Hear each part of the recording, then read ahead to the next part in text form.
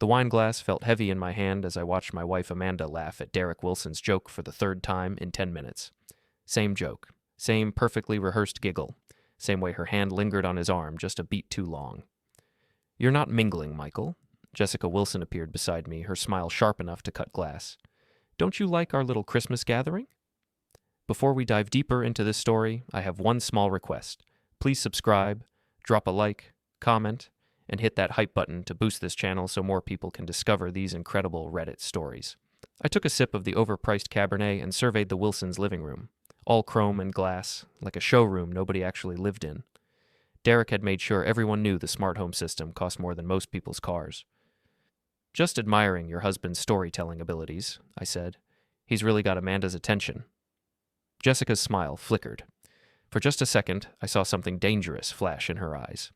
Then the perfect hostess mask slipped back into place. "Derek does love an audience," she said, her voice honey-sweet with just a hint of poison. "Especially when the audience appreciates quality." Across the room, Amanda threw her head back, laughing so hard at Derek's latest witticism that her cocktail dress shifted. Derek's eyes followed the movement like a heat-seeking missile. My grip tightened on the wine glass. 15 years of marriage. 15 years of building something together. And here she was, practically throwing herself at our neighbor while his wife served canapes and I stood there like a damn fool. "Excuse me," I muttered to Jessica, stepping outside onto the deck. The December air hit me like a slap. I pulled out my phone, pretending to check messages, but really I was trying to get my rage under control. Through the floor-to-ceiling windows, I could see Amanda and Derek huddled together by the fireplace. She was showing him something on her phone, their heads almost touching.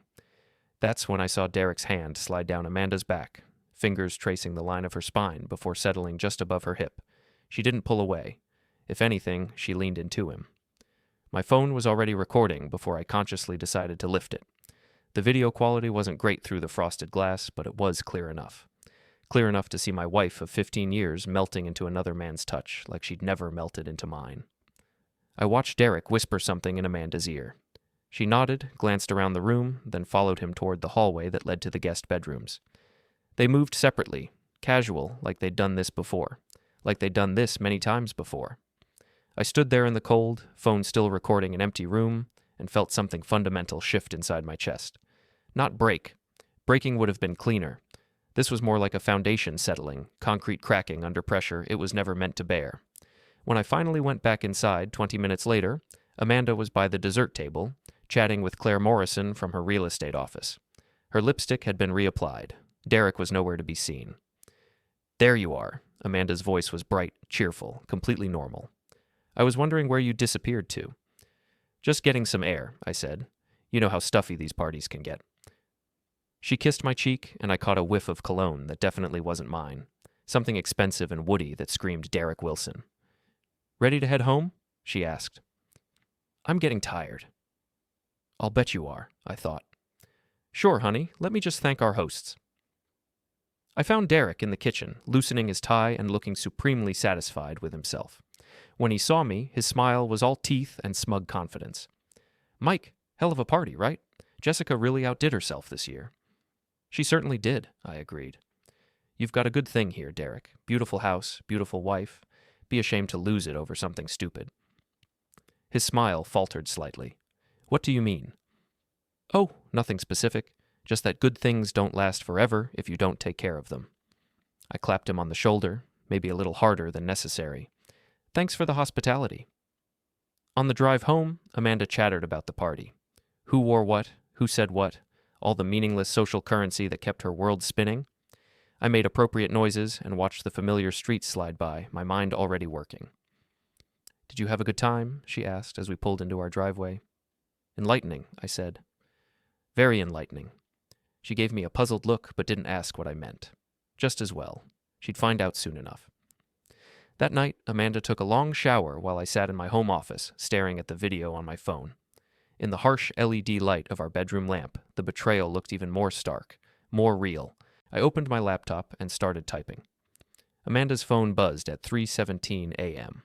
I'd been lying awake for hours, listening to her breathe, watching the ceiling fan turn lazy circles in the darkness. When the text notification lit up her phone on the nightstand, she stirred but didn't wake up. I knew her passcode. Had known it for years. Same 4 digits as our anniversary because Amanda wasn't particularly creative about security. I'd never used it before, never had a reason to. Trust, she'd always said, was the foundation of marriage. Funny how foundations crack. The message was from Derek. Can't stop thinking about tonight. When can I see you again? My thumb scrolled up through their conversation history. 3 months of messages. 3 months of increasingly explicit texts, photos I definitely didn't want to see, and plans for showings that had nothing to do with real estate. Tomorrow at the Morrison property. 2 p.m. Can't wait to feel you again. God, the way you taste. My husband's working late. Come over. Each message was a nail in the coffin of my marriage, but also ammunition for what came next. I screenshotted everything, uploaded it all to a secure cloud account, then carefully placed Amanda's phone back exactly where she'd left it. By dawn, I had a plan. Amanda woke up at 7, same as always. Kissed my cheek, same as always. Made coffee and toast, same as always. The only difference was the way she hummed while she got ready for work. A little tune I didn't recognize, but that made her smile in a way I hadn't seen in months. I might be late tonight, she said, checking her reflection in the hallway mirror. Claire and I are doing a final walkthrough on the Morrison place. The Morrison place, where she'd been meeting Derek for the past 3 months. No problem, I said. I've got some things to take care of myself. After she left, I called in sick to work and got busy. First stop, the bank. Amanda and I had a joint checking account, but the savings account, the one with our real money, was in my name only. A relic from the early days of our marriage when Amanda's credit was shot from college loans. I transferred everything to a new account at a different bank. $43,000. Not a fortune, but enough to make a point. Next, I drove to Radio Shack and bought a GPS tracker, the kind paranoid parents use to keep tabs on their teenagers. Small, magnetic, with a 2-week battery life. Amanda's car was parked at her real estate office downtown. I attached the tracker to the undercarriage while she was inside, probably planning her next rendezvous with Derek. Then I went home and waited. The tracker app pinged at 1:45 p.m. Amanda's car was moving toward the Morrison property. I gave her a 15-minute head start, then followed. The Morrison place was a colonial-style house in the expensive part of town, empty while the owners went through a messy divorce. Perfect for clandestine meetings. I parked across the street and watched Derek's BMW pull into the driveway. Through the upstairs window, I could see shadows moving. My wife and my neighbor doing things that should have destroyed me. Instead, I felt nothing but cold, calculating fury. I took more pictures. Video. Documented everything with the methodical precision of a crime scene photographer. Evidence for the war I was about to wage. At 4:30, Derek left first. Amanda waited 10 minutes, then emerged looking flushed and satisfied. She sat in her car for a few minutes, checking her appearance in the mirror, before driving back to her office. I went home and made dinner. "How was your day?" I asked when Amanda walked through the door at 7. "Exhausting," she said, not meeting my eyes. "The Morrison showing ran long. You know how it is with difficult properties." "I'm sure it was very hard work." She shot me a sharp look. "What's that supposed to mean?" "Nothing. Just that you look tired." Amanda relaxed. "I am. I think I'll take a bath and go to bed early." While she soaked in the tub, I printed out the most damning screenshots from their text conversation. Not the explicit photos, I wasn't completely heartless, but the messages that made their affair crystal clear. I slipped them into an envelope addressed to Jessica Wilson and drove to their house. Derek's BMW wasn't in the driveway, which was perfect. I left the envelope in their mailbox and went home. Amanda was already asleep when I got back, her phone charging on the nightstand. I picked it up and deleted my screenshots from her photo gallery, then cleared the recent call history just to be thorough. At 9:23 p.m., Amanda's phone started buzzing, then buzzing again and again. She woke up on the 4th call, fumbling for the phone in the dark. "Hello?" Her voice was thick with sleep, then suddenly sharp with alarm.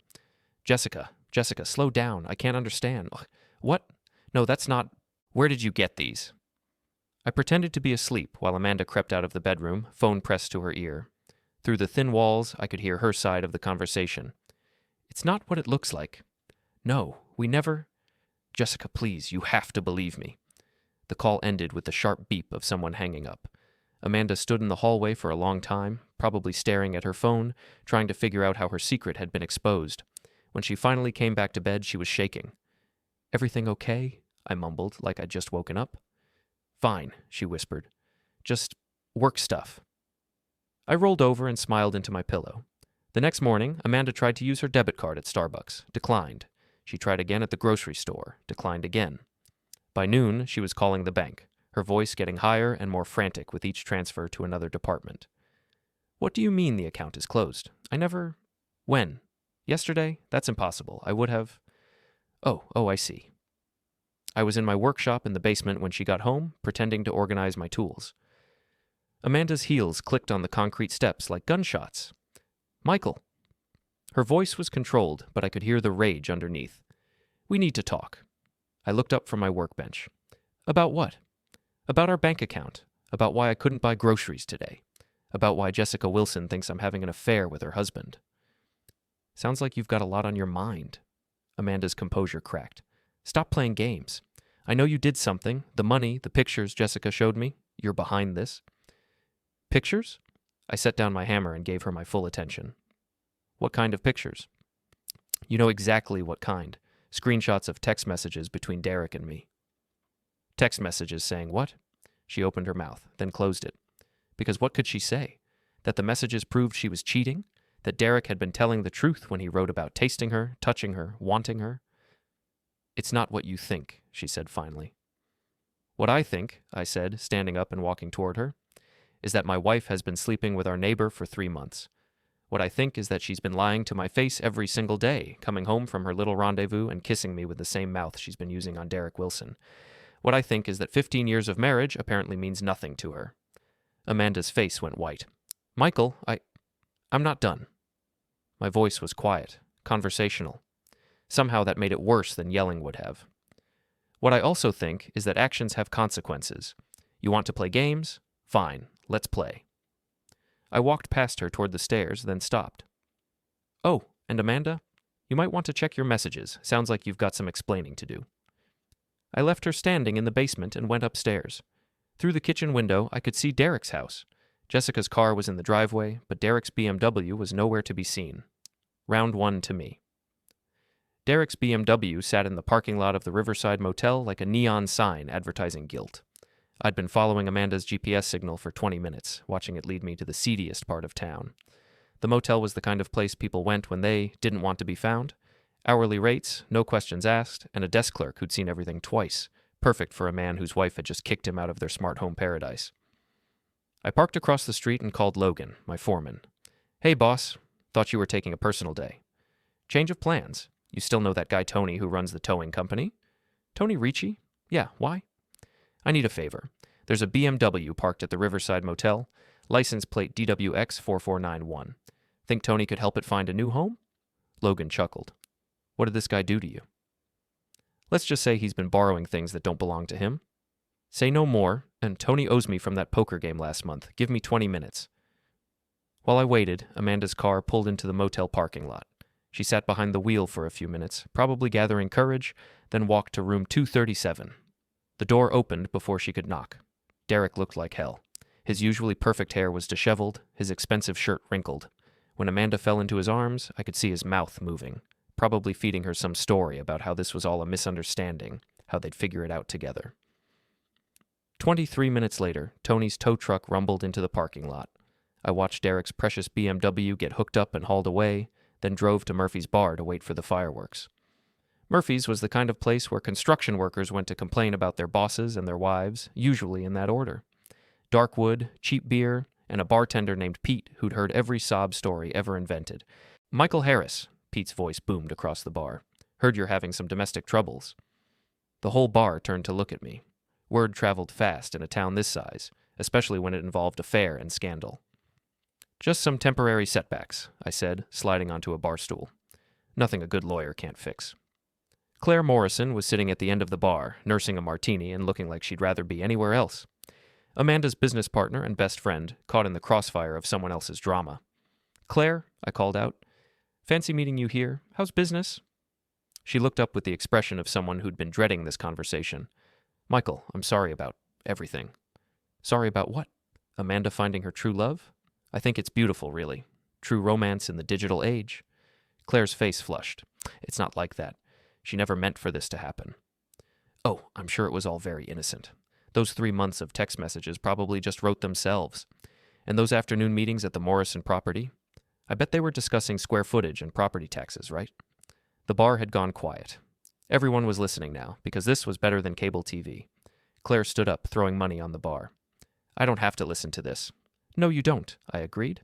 But you might want to think about what you did know, and when you knew it. Because if I were Amanda's husband, which I am, I might wonder if her business partner was covering for her. Might make me question whether Morrison Realty was running an honest operation. Claire went pale. You wouldn't? Wouldn't what? Tell the truth? Share some interesting screenshots with the local real estate board? I'm just a concerned citizen looking out for professional ethics. She practically ran for the door. Behind her, the bar erupted in conversation. By tomorrow, everyone in town would know the details of Amanda's affair. By next week, it would be legend. My phone buzzed with a text from an unknown number. Back off. You don't know who you're messing with. I showed it to Pete, who squinted at the screen and laughed. Looks like Derek Wilson's trying to sound tough. That boy wouldn't last 5 minutes in a real fight. Good thing I'm not looking for a fight, I said. Just some honest conversation. I finished my beer and headed home, where I found Amanda pacing the living room like a caged animal. Your friend Derek seems upset, I said, showing her the text. Maybe you should call him. Oh, wait, you can't. His phone got broken. What did you do? Me? Nothing. But I heard through the grapevine that Derek had some car trouble today. Something about improper parking at a disreputable establishment. Amanda's hands were shaking. This has to stop, Michael. We need to talk like adults. Adults, I repeated. That's rich, coming from someone who's been sneaking around like a teenager. But sure, let's talk. Let's start with how long you've been lying to me. Not just about Derek, about everything. The late nights, the weekend showings, the mysterious phone calls. I never meant to hurt you. But you did it anyway. For 3 months, you looked me in the eye every morning and lied. You came home from sleeping with another man and asked me how my day was. You made dinner plans and vacation plans and talked about our future while you were planning to leave me for someone else. I wasn't planning to leave you. No? Then what was the plan, Amanda? Keep Derek on the side forever? String us both along until you decided which life you wanted more? She didn't have an answer for that, because there was no good answer. I want a divorce, she said finally. I know you do. Lucky for you, I'm going to make it real easy. You can have the house, the car, whatever you want. There's just one problem. What? I smiled. You're going to have to earn it first. The construction site looked different at midnight. What was organized chaos during the day became something darker after hours. Skeletal frames of unfinished houses casting weird shadows under the security lights. I'd been waiting in the half-built foundation of Lot 47 for 20 minutes when Derek finally showed up. He moved like a man trying not to be seen, which was smart. Breaking into a construction site was trespassing at minimum. Harris, his voice echoed off the concrete walls. I know you're here. We need to talk. I stepped out from behind a stack of rebar, and Derek jumped like I'd fired a gun. Jesus Christ, you scared the hell out of me. That was the idea. You wanted to talk? Talk. Derek tried to puff himself up, probably the way he did in boardrooms when he was trying to intimidate someone. It might have worked on other real estate developers, but I'd spent 20 years working construction. I'd handled bigger, meaner men than Derek Wilson before breakfast. This ends now, he said. Whatever game you're playing, it stops tonight. Game? I laughed. Derek, this isn't a game. Games have rules. Games are fair. This is just me returning a favor. I don't know what you think you know. I know you've been sleeping with my wife for 3 months. I know you used the Morrison property for your little meetings. I know you sent her pictures of your dick, and she sent you pictures I definitely didn't want to see. I know you told her you loved her, and she told you she was going to leave me. Should I keep going? Derek's face went through several interesting color changes. Look, Michael, it wasn't supposed to happen like this. How was it supposed to happen? You were going to ask my permission first? Send me a formal invitation to your wedding? Amanda and I, we have something special, something real. I know you don't want to hear that, but... I grabbed Derek by his expensive shirt and slammed him against the concrete wall hard enough to rattle his teeth. Let me explain something to you, I said, my face inches from his. Amanda is my wife. Has been for 15 years. You don't get to decide that doesn't matter. You don't get to waltz into my life and take what's mine just because you're bored with your own marriage. Derek tried to push me away, but I had 30 pounds on him and 20 years of physical labor. He wasn't going anywhere. You're going to leave town, I continued, tonight. You're going to pack whatever Jessica didn't burn and drive away. If I see you again, if you contact Amanda again, if you so much as think about her again, I will bury you in concrete. Do we understand each other? You can't threaten me. I picked up a hammer from the tool pile and held it where Derek could see it. Not threatening, exactly. Just making a point about the kind of place we were in and the kind of tools that were available. That wasn't a threat, I said. That was a promise. Now, are you going to walk out of here, or do I need to carry you? Derek's phone slipped from his pocket when I released him. It hit the concrete floor and shattered, the screen spiderwebbing into a dozen pieces. Oops, I said. Looks like you won't be texting my wife anymore. Derek scrambled to collect the pieces of his phone, then stumbled toward the exit. At the edge of the construction zone, he turned back. This isn't over, Harris. Yeah, I said. It is. The next morning, I drove past Derek's house on my way to work. His BMW, what was left of it after Tony's towing adventure, sat in the driveway with sugar in the gas tank and home wrecker keyed into the paint job. Derek stood next to it in his bathrobe, screaming at a tow truck driver who was clearly enjoying the show. I don't know who did this, Derek was saying. It was fine yesterday. The tow truck driver, not Tony this time, but someone who'd obviously heard the story, shrugged. Looks like someone didn't appreciate your parking skills, buddy. I rolled down my window as I drove past. Morning, Derek. Car trouble? The look he gave me could have melted steel. At work, Logan was waiting with coffee and a shit-eating grin. Heard you had an interesting evening, he said. Just a neighborly conversation, nothing more. Right. And I suppose you don't know anything about Derek Wilson's BMW getting vandalized? Terrible thing, I said. Crime is really getting out of hand in this town. Logan laughed. Boss, remind me never to piss you off. That afternoon, Amanda tried a different approach. She came home early, made dinner, opened a bottle of wine. When I walked through the door, she was wearing the black dress I'd bought her for our anniversary. I thought we could talk, she said. Really talk this time. I sat down at the kitchen table and poured myself a glass of wine. I'm listening. Derek's leaving town. Jessica threw him out, and he can't afford to stay without his job. His job? The development company fired him this morning. Something about moral turpitude and professional conduct? I tried to look surprised. It wasn't hard. I hadn't expected that particular domino to fall so quickly. That's too bad, I said. I'm sure it has nothing to do with his reputation around town. Amanda sat down across from me. Michael, I know I hurt you. I know I made terrible choices. But Derek's gone now. We could try to work this out. Work what out? Our marriage. We could go to counseling, take a vacation, start over. I sipped my wine and studied my wife's face. She was beautiful, even now. Even after everything she'd done, I could see why Derek had wanted her, why any man would want her. Tell me something, I said. If Derek hadn't been caught, if Jessica hadn't found those messages, how long would you have kept lying to me? Amanda's carefully composed expression flickered. That's not fair. It's a simple question. Would you have left me for him, or would you have just kept both of us on the hook indefinitely? I don't know. I was confused. You were getting the best of both worlds. Stability with me, excitement with him. Why choose when you could have everything? It wasn't like that, wasn't it? I stood up and walked to the kitchen counter, where I'd left a manila envelope. Because these text messages tell a different story. I spread the screenshots across the table like playing cards.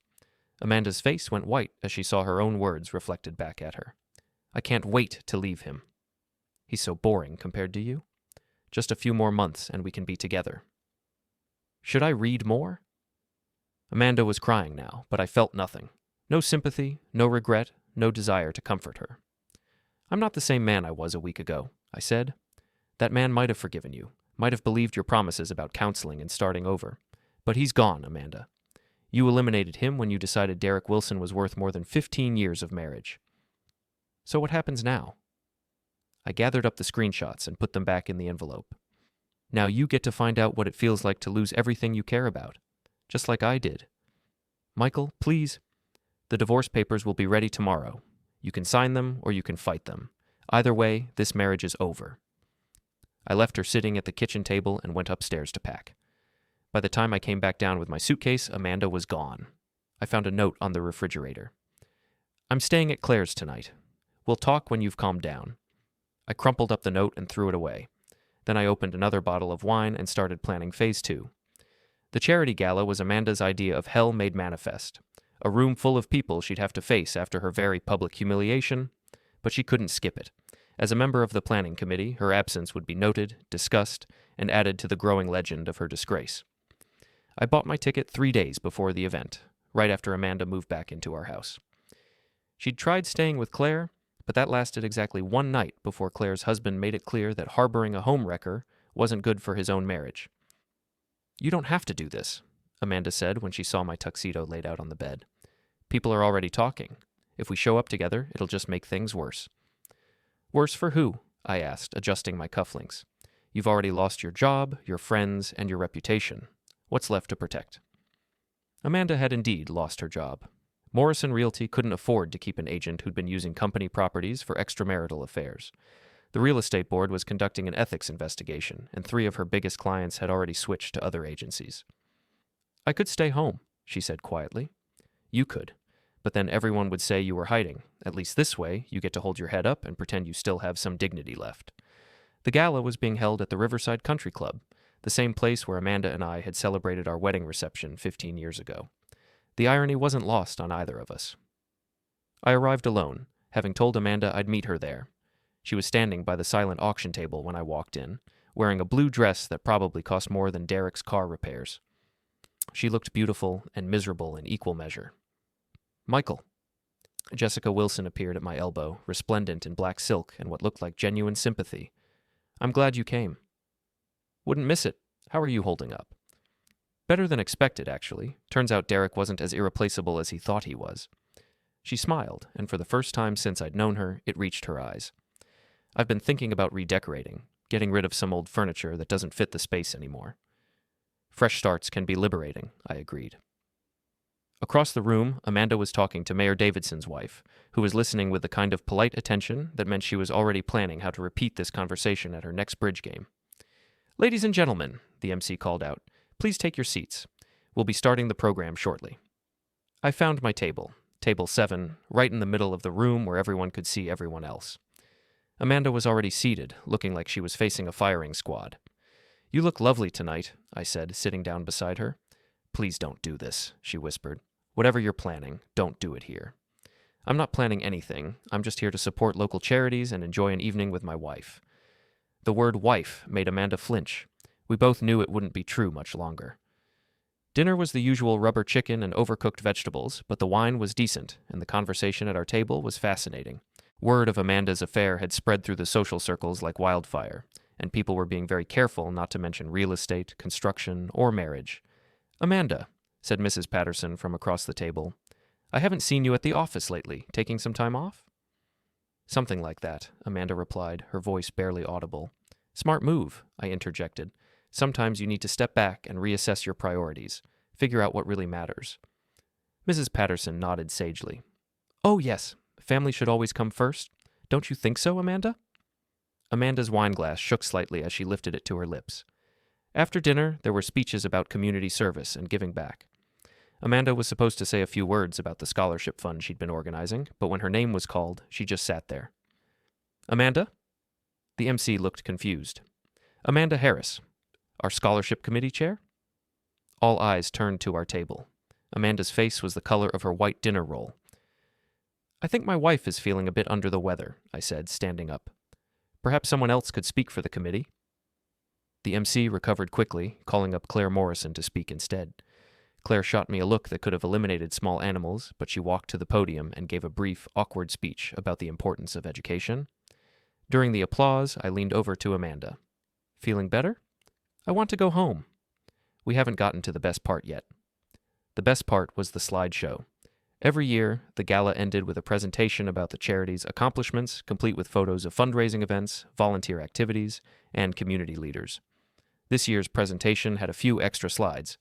The first appeared during a transition between legitimate photos, a screenshot of a text message conversation, blown up large enough for everyone in the room to read.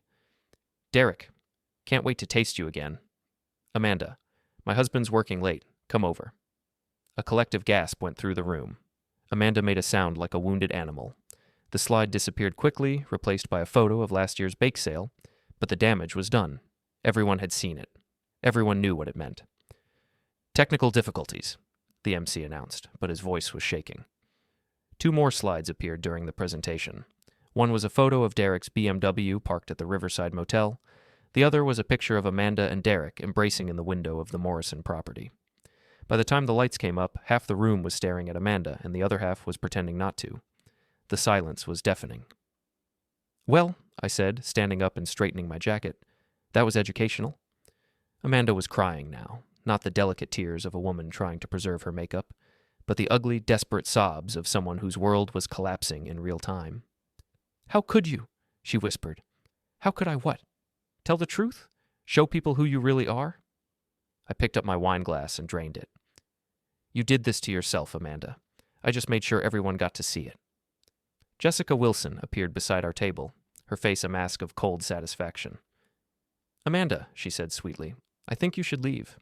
People are starting to talk." Amanda stumbled toward the exit, leaving her purse and dignity behind. I followed at a leisurely pace, nodding to people I knew, accepting their awkward condolences with grace. In the parking lot, Amanda was leaning against her car, hyperventilating. "Breathe," I said, not unkindly. "It's just embarrassment. It won't tell you." "Everyone saw," she gasped. "Everyone knows." "Yes, they do. Just like I knew, and Derek knew, and Jessica knew. The only difference is now it's not a secret anymore." "I'll never be able to show my face in this town again." "Probably not," I agreed. "But look on the bright side. You're free now. No more lies to keep track of. No more double life to maintain. You can be exactly who you are without pretending to be someone else." Amanda looked up at me with something that might have been hatred. "You destroyed me." "No," I said, getting into my own car. "You destroyed yourself. I just made sure everyone got a good look at the wreckage." I drove home alone, leaving Amanda in the parking lot to figure out her own way forward. The house felt different when I walked in, cleaner somehow, like a weight had been lifted. On the kitchen counter, I found divorce papers that Amanda had signed in shaky handwriting. Beside them was her wedding ring and a note that said simply, "You win." But this wasn't about winning or losing. This was about justice, about consequences, about making sure that actions had meaning and choices had weight.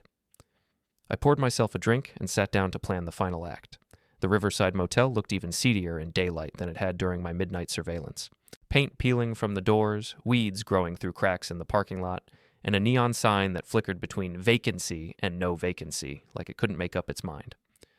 Amanda's car was already there when I arrived, parked next to a rusted-out pickup truck that probably belonged to someone who'd given up on life entirely. She'd been living here for 3 days, ever since the charity gala disaster made it impossible for her to stay anywhere else in town. Claire had cut ties completely after the real estate board launched their investigation. Amanda's sister in California had stopped returning her calls.